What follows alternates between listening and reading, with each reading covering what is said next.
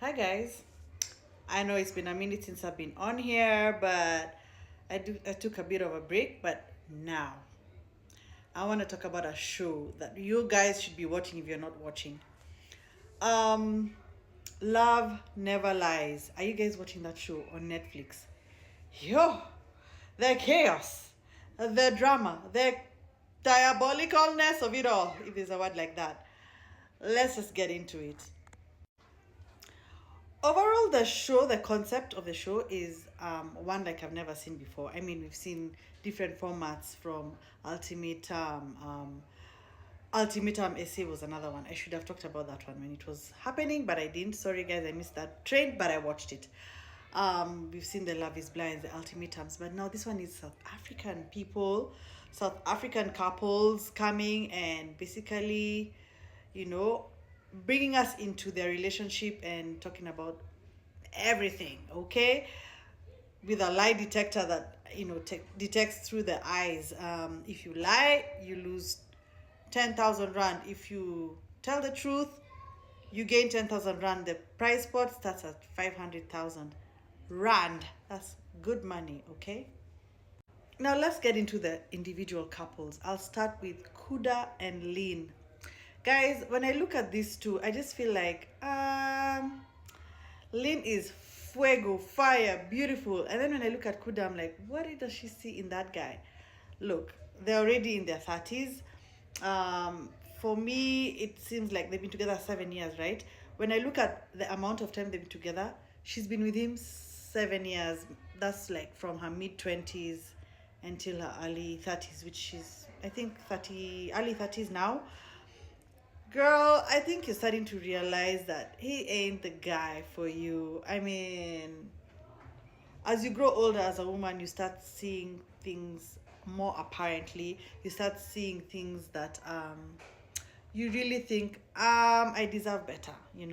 So that's where I think Lynn is at with the whole thing and Kuda. And she loves him, and it's one of those comfort zones where you're like, okay, I've been with this guy X amount of years. Starting over is like a lot of work, learning a whole new partner, what they like, what their triggers are. There's all that. And then there's Kuda, who's just always giving her the runaround with his loyalty to her. So girl, I would say I don't know where this is gonna end, but I don't feel like it's gonna go past this experiment. Just my thoughts. Let's talk about Clayton and Wilfred, the two gays. First of all, shout out to South Africa for being so open about, LGBTQ community and being inclusive about it. Shout out to them. Now, Clayton and Wilfred. Wilfred is so sweet. He forgave Clayton for cheating on him. Whoa. And genuinely forgave him. But it feels to me like Wilfred is more into Clayton than Clayton is into Wilfred. But there's a genuine love there for each other. But I don't know about the whole fidelity thing, especially with the sexy crew that was brought in. We'll talk about that separately, but let's talk about the individual relationships first. These two, will they make it out? I think the only reason they'll make it out of this experiment is because Wilfred really, really cares and loves for Clayton a lot. Conte and Munaka. I mean, they're cute. They're a good looking young couple. Now, when I say young, they're in their 20s. At that age, I don't think anyone should be taking relationships so seriously. I mean, Conce is a guy. Conce is a playboy. He says he's the baddie. He's a baddie. I mean, when you're in your 20s, nothing is that serious. And then, girl, he hooked up with your best friend. Okay, you're not friends anymore, but that is grounds for a dismissal. Girl, do better.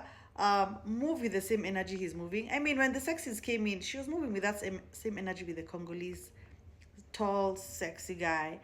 So I don't see these ones moving past this experiment, especially when he opened up about the fact that he admitted that she was a hookup that stayed too long. Skirt.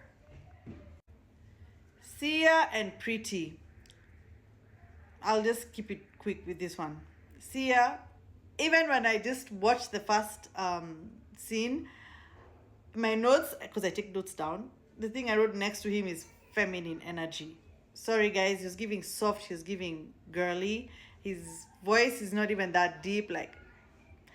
And then as the episodes kept going on and on and on, it came out that they have, those issues of Pretty being very masculine presenting and very, like, very outspoken, very, tough, and him being very soft is clearly an issue. So I was on the money with that one. Them, will they make it past the experiment? Yeah, they probably will, because their dynamics work for each other, but they'll obviously have bumps on the road. But those are just my thoughts. Nikiwe and Naledi. Now, Naledi is, she wants to be polyamorous, but it feels to me like it's very one-sided and wants to kind of lock Nikiwe into a monogamous situation, but wants it to be polyamorous on her side. I mean, she's having issues with Nikiwe having contact with her child's father. I mean, they have a kid together, they have to communicate. Now, whether there's feelings there, we need those answers. But the whole talking mess about, Nikiwe's kid and how she's, taking care of her, financing her, and the fact that Nikiwe is the high earner, it's just a lot going on in that situation, in that relationship, and I don't know how this is gonna play out. With these two, it could go either way. I can't say whether they'll live together or apart. Let's talk about Nancy and Bohlale. Sorry guys, I'm not South African. I may be pronouncing it wrong.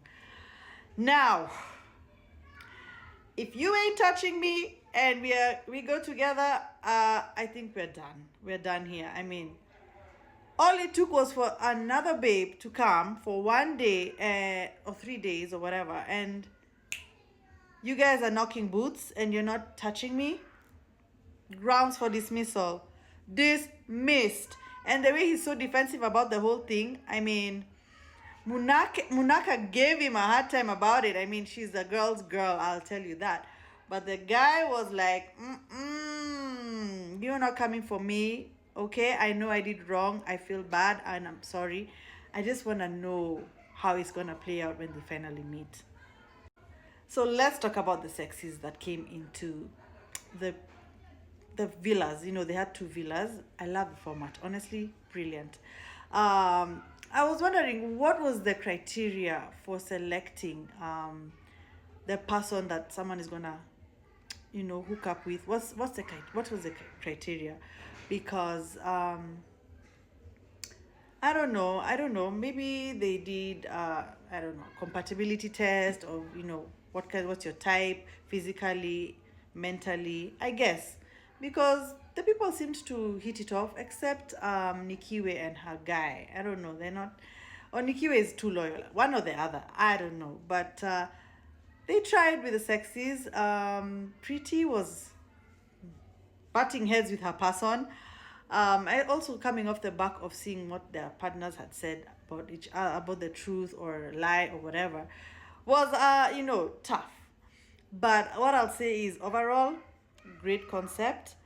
This recap I'm doing here is just from the first 6 episodes. I've seen that they've dropped the 7th episode, and I'm gonna be watching that. I'll probably talk about that one along with the reunion, because I've seen that's what's coming after. But guys, give me your thoughts. What do you think of the show? Are you watching it? What are your thoughts? I mean, the drama is dramaing, the tea is teaing, the diabolicalness is diabolicing. And I mean, shout out to Netflix South Africa. Great format. I've said that a couple of times already. But yeah, that's my recap. Give me your thoughts in the comments. I'm curious to hear what you guys think.